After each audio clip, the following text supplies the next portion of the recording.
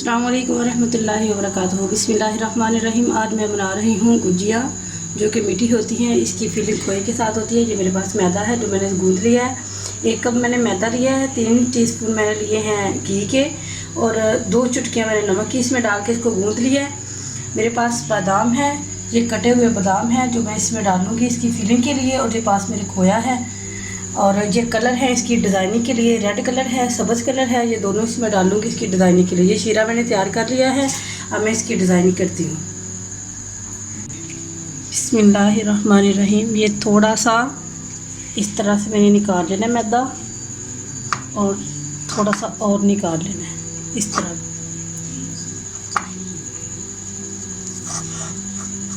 ये वाला मैदा मैंने अलहदा कर लेना है, बस ऐसे।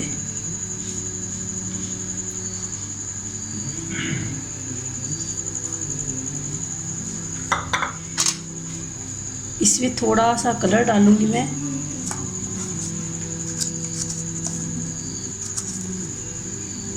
इस तरह। इसको मैंने अच्छी तरह से मिक्स कर लेना है। अब रेड कलर डालती हूँ इस तरह, इसको भी मिक्स कर लेती हूँ।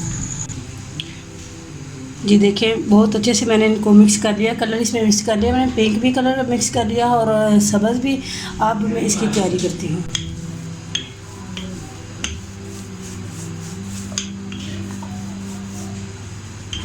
बिस्मिल्लाहिर्रहमानिर्रहीम। देखें, इस तरह से हमने इसको बेल लिया तो इस तरह रख लेना, इस तरह।